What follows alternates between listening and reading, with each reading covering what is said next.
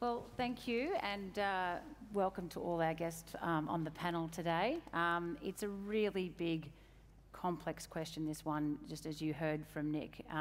Before we get started, I'll just get these guys to introduce themselves, but also provide just a couple of minutes of their perspective on feeding and clothing 10 billion people. Brianna, do you want to kick us off? Thank you. For those I haven't met, my name's Brianna Casey. I'm CEO of Food Bank Australia and formerly CEO of Queensland Farmers Federation and was at New South Wales Farmers. So this feels like coming home, and it's a joy to be on Ngunnawal country. Nick's painted a really compelling picture about what's happening globally with food insecurity. I wanted to give you a couple of highlights of what that means here in Australia. We released the Food Bank Hunger Report on Monday, and we do this report annually to look at household food insecurity, who it's happening to, why it's happening, and to get some insights into trends across Australia. This year's report showed that 3.7 million households across Australia have experienced food insecurity in the last 12 months. To put that into perspective, that's the total number of households in Sydney and Melbourne combined. And the really interesting piece for us at Food Bank is that 77% of those households are experiencing food insecurity for the very first time. The faces of hunger in Australia are changing. And I should be really clear, when I'm talking about food insecurity, it's slightly different to that agricultural definition. We use the UN FAO definition around having reliable access to affordable food and nutritious and safe food to lead a healthy and active life.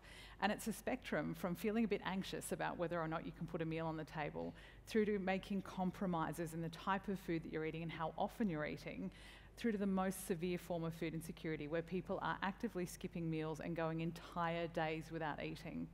We're now at 2.4 million households in that most severe end, 1.2 million households in regional Australia.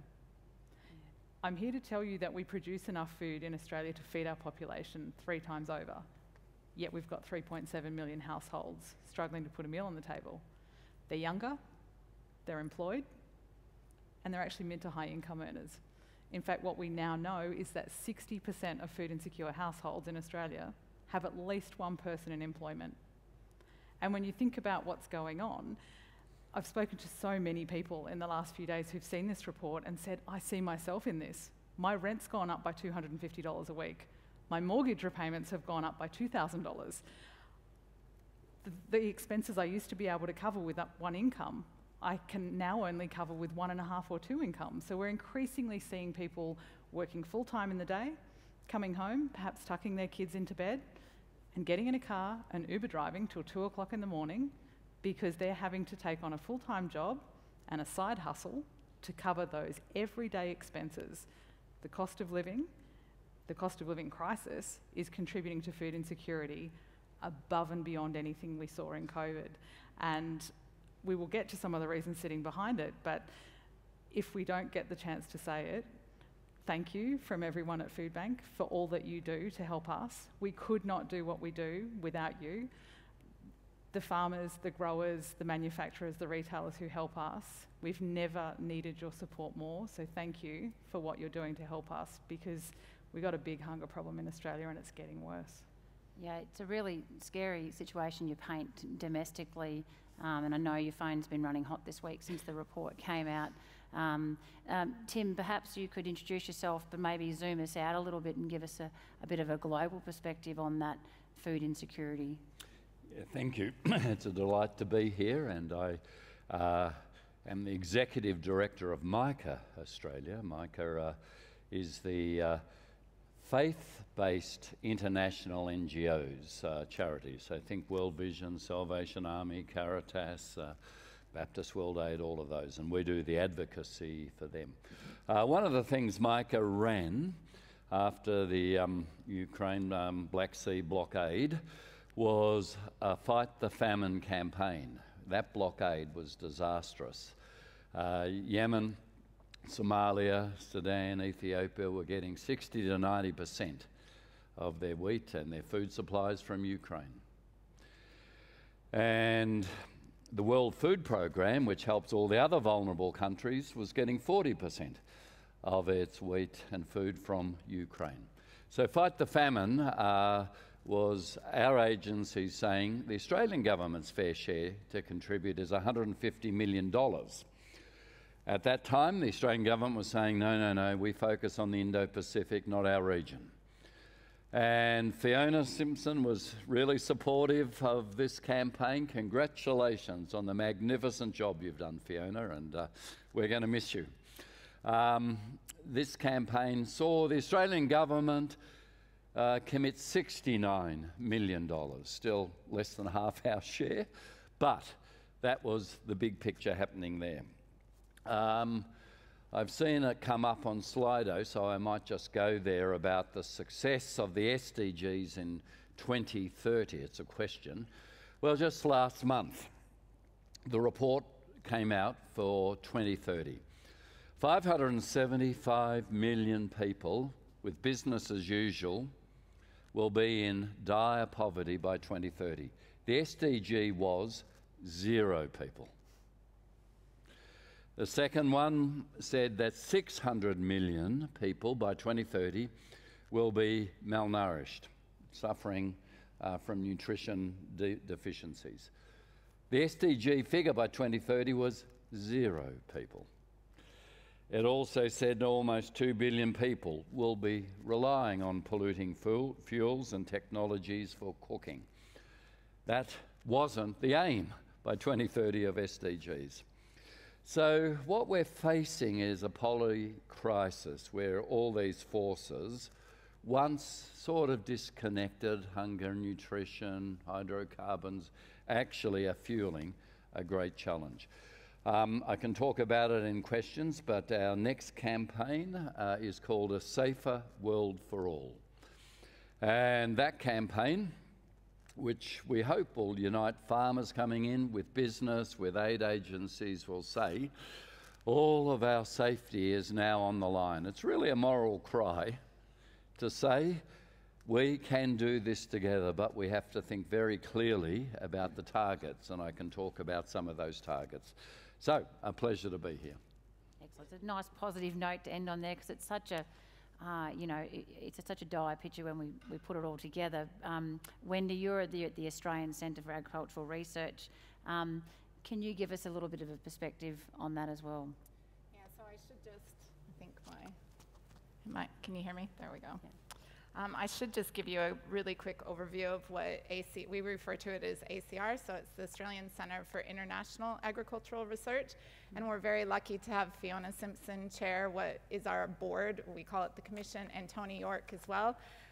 So 2 of your members.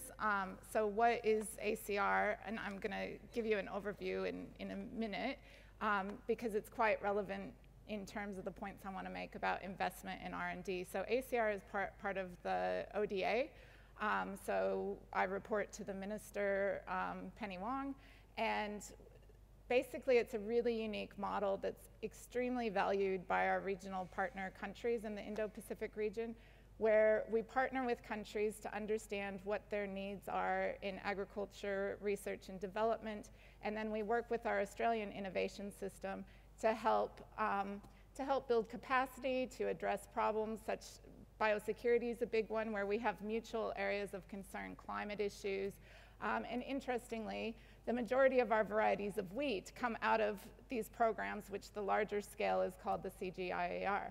So in terms of, I guess a point I'd really like to make today is I would really like to make sure that we're continuing to invest in research and development, not just for our Australian innovation system, but also in terms of programs like ACR, agencies like ACR, because with respect to food security, when you speak to our partner countries, they will say that their ability to work with Australia and learn and have access to our innovation system, and including our primary producers to learn, that really helps them grow their own resilience, increase their own food security, and basically that leads to regional security. So yesterday we had the privilege of meeting with Minister Wong, and she's been out and seen many of our projects overseas that have involved many people from different partners of NFF.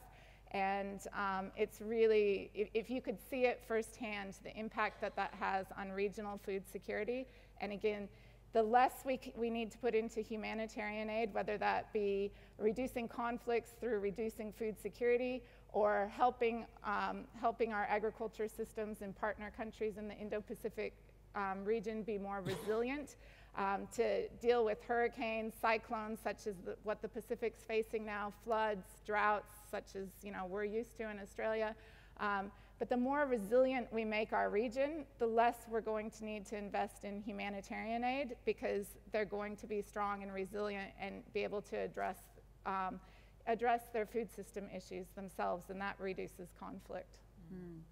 And Nick, I won't introduce you again because we've already done that, but perhaps I'll bring you into the conversation here.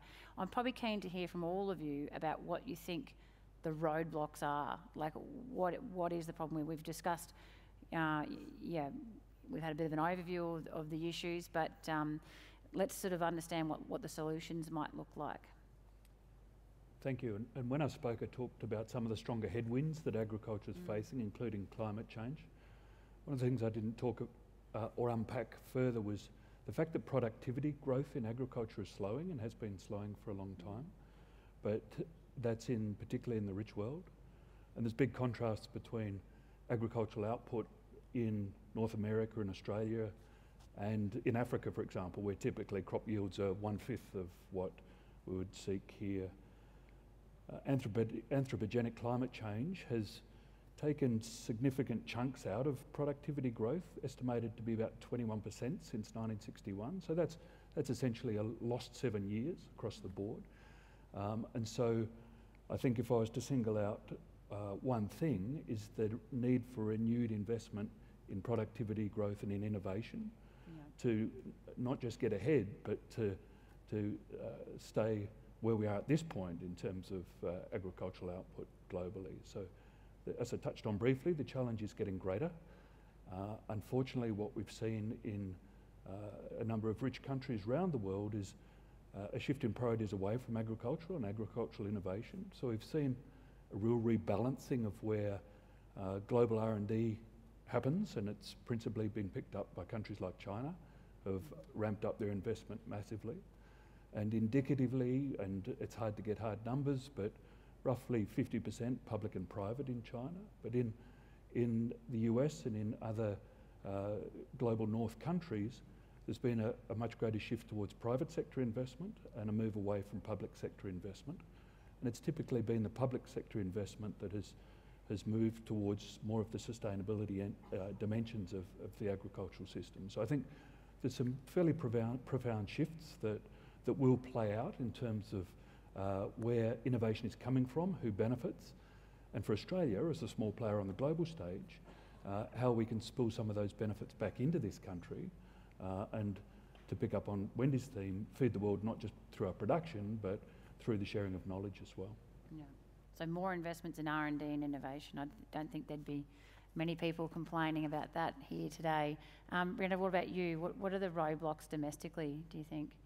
And there's roadblocks, and there's also some of the key issues coming through Slido as well. I think the conundrum for me is knowing that we have 3.7 million households experiencing food insecurity, yet we have a food waste problem in Australia that costs our economy $36.6 billion per annum.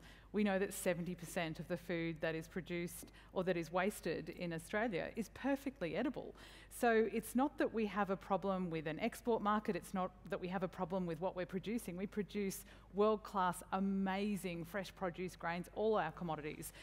The challenge is the surprise chain that Foodbank operates in isn't always going to deliver what people need when they need it. And we need to recognise food affordability as a real challenge for many in the community at the moment. And we need to think really cleverly about policies that make a big difference.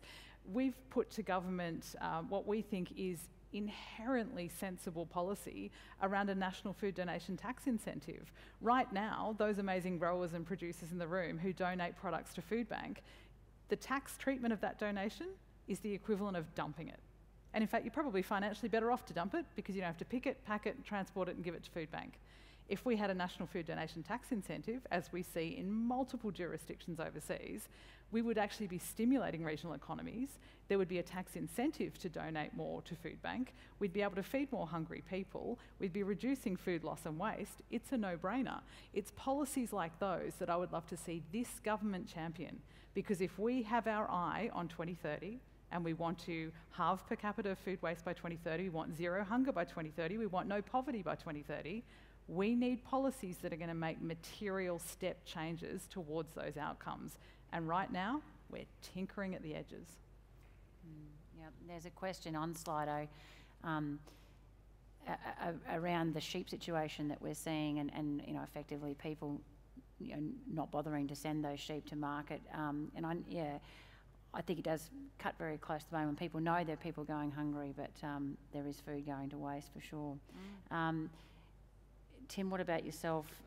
Yeah, so I think the biggest block has been our siloed thinking. And I, you know, am quite staggered that often farmers and others don't realise their investment and interest in increasing our foreign aid, Australian aid program. What ANU has shown is that for every $1 of foreign aid, Australian aid, it's a return of $7 in export trade. And we've only thought, oh, well, that's about aid, that's not my interest. It's worth remembering that 10 out of Australia's top 15 export markets today once received our foreign aid. 22 out of 26 of our nearest neighbours are still developing countries.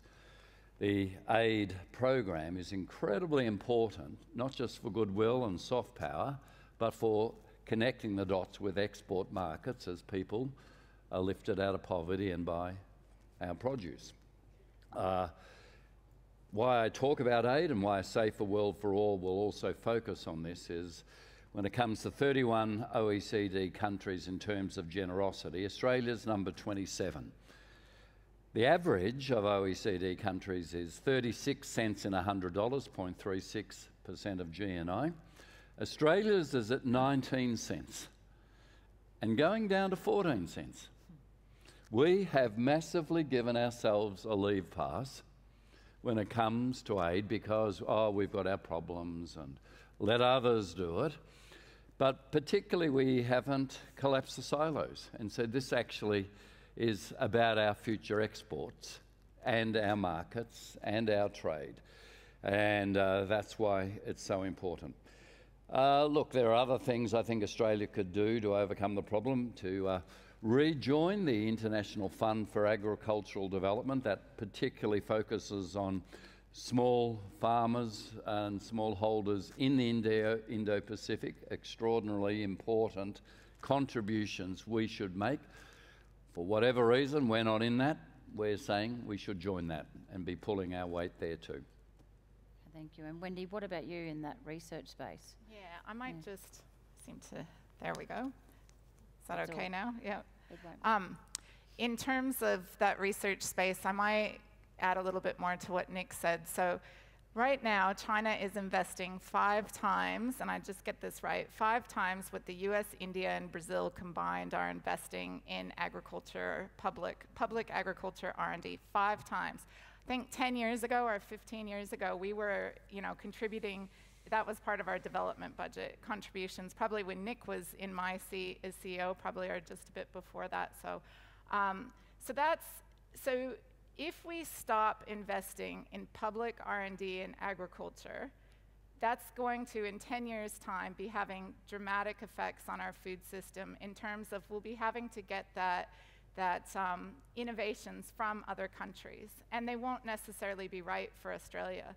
So we must continue to invest in public. Sometimes, and I think sometimes those of us away from the research setting don't understand the importance of continuing in that basic science. So when the private sector comes in and invests, it tends to be much more in terms of applied research.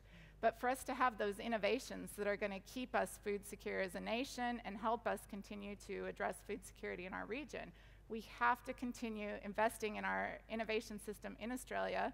That means our universities, our CSIROs, our government institutions, and have that basic science happening. Now that Australia's doing okay, but if you think about that trend over time, it's just barely exceeding the demand on the innovation system, which is falling behind many other places in the world dramatically. So I'd really second. And the other thing is we really need to probably be doing research on policies to understand what are the impacts of the policies that we have. And NFF, I think, has a really big role to play in terms of thinking about those policies. And the Australian Farm Institute, for example, in terms of understanding policies that help make sure that we're able to continue to be the most innovative farmers, to be able to address food security, to adapt, to be able to mitigate and be resilient in the future, and also to be able to contribute to our neighbors. Yeah. And we've got quite a lot of questions here coming through on Slido, so I think we might go to those because otherwise we're not going to have time, and there's some fantastic ones there. So what would it take to join the supply chain to our foreign aid commitment? Short term but surely valuable, this person is making the point. Would anyone like to? Can you just repeat the first part? Sorry, what would it take to join the supply chain to our foreign aid commitment? So this is not just sort of joining the supply chain for, say, a domestic issue, but also for foreign aid. Short term but surely valuable. Tim, Nick? Yeah, look, I haven't ever thought of that before, and if we are giving tax incentives as we should be here, I think that's another option to go here. If we're actually contributing in foreign aid and you guys are contributing, the supply chains need to have all the incentives to connect that to our aid program that the taxing system can provide. So thank you for that idea. I'll go away and work on it. I think if I might follow on from Tim's response to endorse it, to also call out potential perverse outcomes with food supply versus development assistance, and there have been countless studies, and Wendy may be able to cite some of those in relation to policies that are well-intentioned but unwittingly undermine the potential of smallholder producers in low-income countries to find a pathway out of poverty through their own production by distorting the markets. And so I think thinking through that with clear heads and evidence-based analysis around policies that work both ways, but that don't unwittingly undermine the markets and the potential for smallholders to earn incomes and lift their families out of poverty, because agriculture in low-income countries is the engine for lifting people out of poverty. So those hundreds of millions that I spoke of before were lifted out on the back of increased agricultural production, value adding, and businesses that come from that. So just that would be the caveat or the footnote I would apply. Actually, a really good way for, I guess, anybody in the value chain to get involved is by helping build the capacity. So if we bring over growers from another country or anyone in that value chain, which ACR does, to help learn from our innovation system, from the farm to the input supplier right through the value chain, then I guess that helps immensely.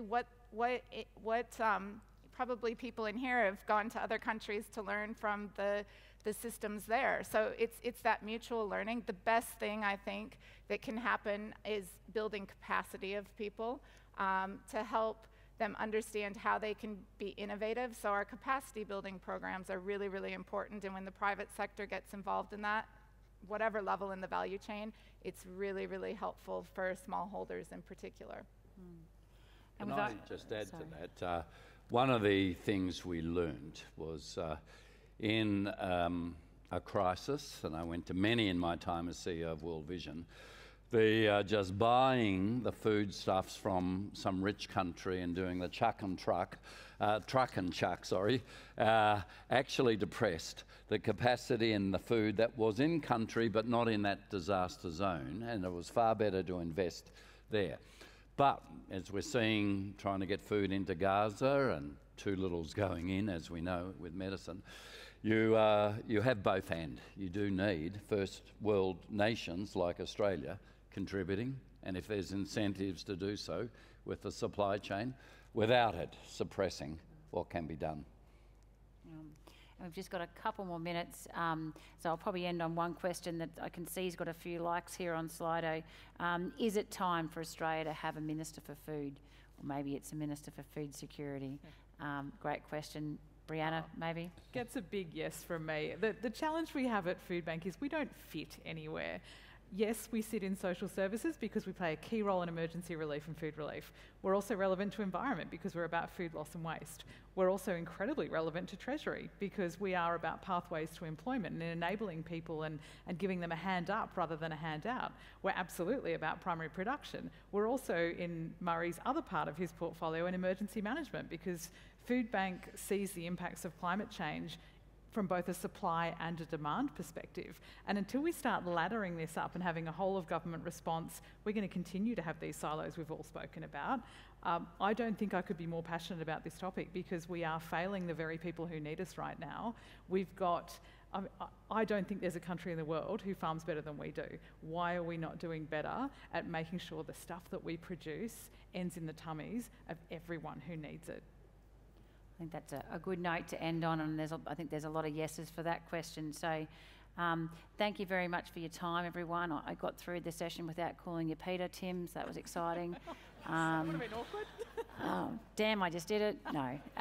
But no, thank you. It was lovely to meet the four of you, and thanks to everyone for the privilege today. Thank you.